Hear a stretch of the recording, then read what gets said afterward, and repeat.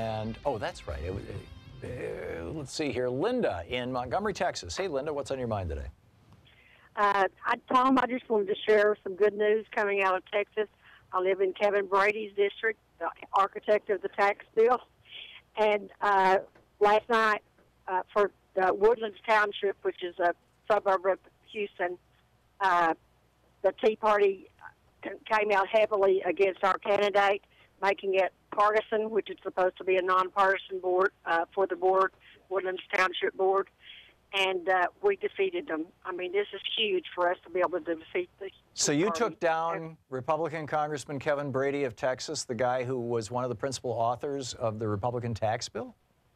Yes, this is the township north of Houston, and we're in his district. And we won last night, and it's just, I mean, I don't know if it's a fluke or what, but it is huge. It's a huge win. Yeah. Because the Tea Party was just, I mean, they were really ugly and you know, made it a partisan issue, which it shouldn't have been. Yeah. And no, the tide is turning, won. Linda. The tide is definitely turning, and that is great news. Linda, thank you so much for sharing that with us. I appreciate it. Thank you. Christopher in Snellville, Georgia. Hey, Christopher, what's up? Hey, Tom. I just wanted to say I really like your program, and, you know, you provide a lot of insight. But I read an article in the Political about Michael Cruz, and he went to Reggiestown, Pennsylvania. I could be incorrect. But I guess my question was, do you think it's possible to get to Donald Trump's core supporters or people that, you know, that have gone through a lot of problems, whether it was through coal mining, factory jobs, the opioid crisis? And when I was reading the article, to me, it just said that they were more interested in the culture wars than anything, because it's been, you know, 9 months or 10 months and nothing has passed. Nothing important has been. There's a simple because there, Christopher. The reason why Republicans default to the culture wars is because it doesn't cost their donor class any money. If Republicans pass laws banning transgender people from bathrooms, that doesn't hurt the Koch brothers. It doesn't hurt Shelley Adelson. It doesn't affect them at all. If the Republicans pass legislation saying that, you know, Muslims can't run for political, it doesn't, you know, unless there's a Muslim right-wing billionaire out there, it doesn't affect them. And that's why Republicans go, you know, they attack gay people, they attack, or just the whole spectrum of LGBT.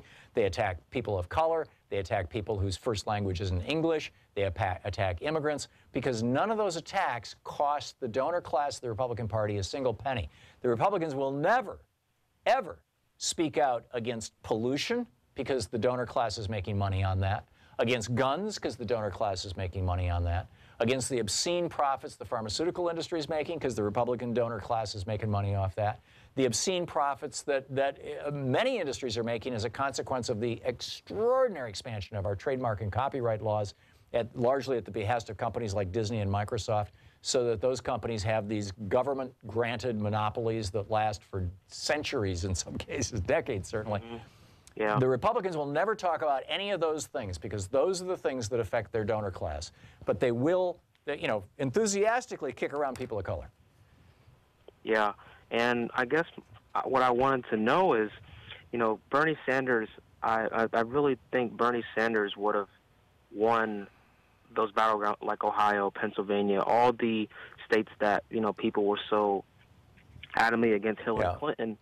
But I just, when can we just refer to Donald Trump's base as just calling them what they are, like racist? Because you go on CNN, you go on MSNBC, you go to, you know, these channels, and like he's animating his base. It's like, but he's doing bigoted things, you know. They don't have any. It's clearly divisive. It's like, and when you hear them say that he's our voice, and I'm just thinking, then what do you mean? Is he? Christopher, I get what you're saying. The good news here is that the Republicans went all in on Trump's racism over the last 3 weeks in Virginia. Ed Gillespie, you know, everybody thought it was going to be a neck-and-neck race. When he tweeted, he said he didn't do it. I didn't understand that. I don't get that. Like, he said he wanted to keep statues. He wanted to deport MS-13. I thought it was like, that's your playbook. I didn't understand. Yeah, it was. But see, he wasn't doing that prior to 3 or 4 weeks ago, or he was doing it very, very minimally. And he wasn't pointing out that, you know, even though in Virginia the governor runs independent of the lieutenant governor and the secretary of state, and so, you know, they don't need to have those people in their ads, unlike, you know, president, vice president kind of thing, or in some states it's governor and lieutenant governor or governor and attorney general. They run independently. And so Ed Gillespie was actually running ads with pictures of the African-American candidate for either AG or Secretary of State. I believe they're both African-American. They were running those ads saying, Ed Gillespie doesn't want to show these faces, you know, going through all this stuff. And that's what happened. Ed Gillespie went in full racism in the last couple of weeks of this election, and it looks like it actually hurt his numbers. And when the Republicans figure that out, then the donor class will start being concerned about race. Because, you know, they'll get it. Hey, you know, we can't just rely on the votes of white people anymore, says, you know, the billionaire class. So that's, you know, in my opinion, that's what's going on. Jennifer in Vashon, Washington. Hey, Jennifer, what's up? Hi, Tom. Hey, I think there's, I haven't been listening all morning, so I don't know if you've touched on this, but I was pretty astonished to wake up and see how many women took office in the last 24 hours. Oh, I read a long list at the bottom of the first hour about a half hour ago. No, an hour and a half ago. Whatever. I read. My clock is not recalibrated for daylight savings time, so I'm time-wise disoriented.